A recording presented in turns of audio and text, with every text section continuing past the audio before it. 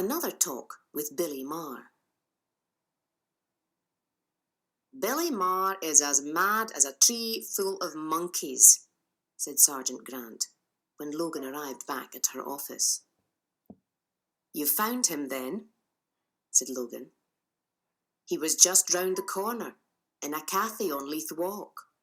When he saw me go past, he ran out after me, shouting, 'Here I am! Here I am!'"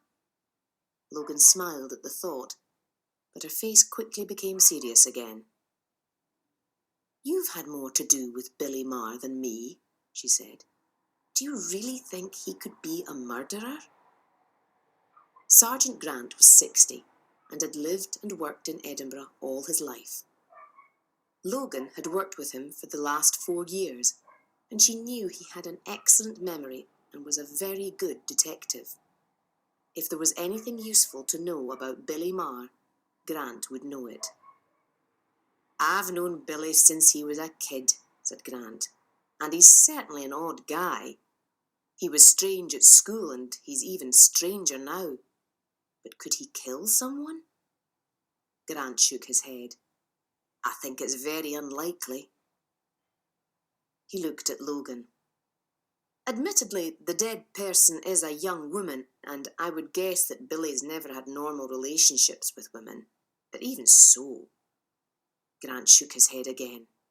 "I'd be very surprised if it was Billy." Logan put her jacket over the back of her chair and moved towards the office door. "Let's go and talk to him again," she said. "And we'll have to try and forget about his regular visits here and keep an open mind." "Do we know who the woman is yet?" asked Grant. "No," replied Logan. "We haven't found any ID." She looked out of the window at the darkening sky. "They're still looking up on Calton Hill, but it'll soon be too dark." An hour and a half later, Logan and Grant were still sitting with Billy Marr in a small interview room in the London Road police station. Grant had taken his tie off and was sitting back in his chair. Logan had her elbows on the table, her fingers together under her chin. She was looking at Marr, who was sitting opposite her. A cassette recorder was on the table, recording their conversation. Logan spoke. "Billy, I've been patient for as long as I can, but I'm beginning to get angry." Billy just looked at her without speaking. Logan continued. "You say you met this woman. She was young and blonde, and you strangled her on Calton Hill sometime in the early hours of this morning." "That's right," said Billy. He was watching Logan carefully as if he wasn't quite sure what she was going to do. "You see, my problem is this," continued Logan. "You won't tell me where you met this woman or what you talked about. You can't tell me who she was. You haven't told me how you managed to strangle her without her fighting back and leaving scratches on your face. And you've told me that you killed her on Calton Hill, but I know she wasn't killed there." "I killed her," said Billy. "I put my hands round her throat and strangled her." He sat with his hands on his knees and looked at Logan. Logan closed her eyes for a moment and then opened them again. "Right," she said, her teeth pressed tightly together in anger. "I'm ending this interview, Billy. I'm keeping you here tonight, and I'll want to talk to you again in the morning. And I'm warning you, I want the truth from you, or you're going to be in serious trouble."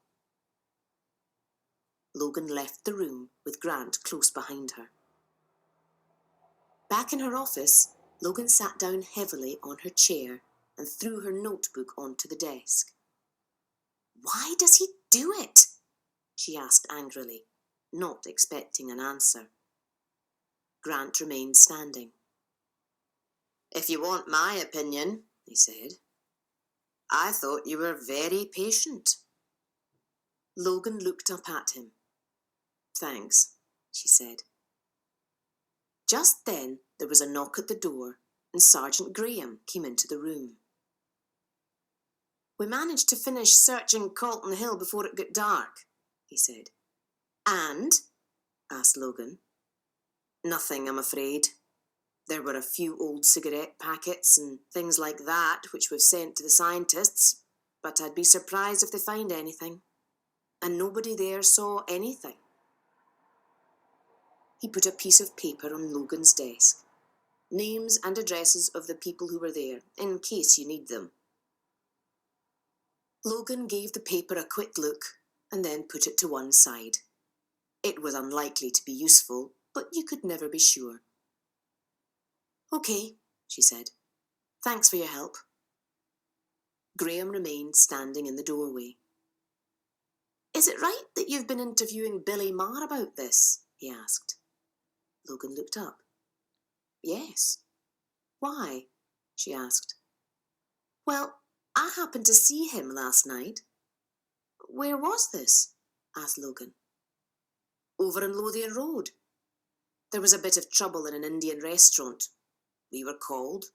The trouble was nothing to do with him, but he was in the restaurant." "What time was this?" asked Logan. "About midnight. He was still there when we left at 1. "Had he been there long, do you think?" "Oh, yes. One of the waiters mentioned that he'd come in early in the evening." Logan and Grant looked at each other. "If he arrived early and was still there at 1, began Grant, "then he can't be the killer." "So why does he say he is?" asked Logan. She looked at Graham and Grant, but no one spoke. She looked at her watch and took a deep breath. "Right," she said to Graham. "Send Billy home, but make sure he knows how angry I am. And if I catch him in here again telling us about something he hasn't done, tell him I'll—" Logan stopped to think about what she would do. "I'll think of something," said Graham.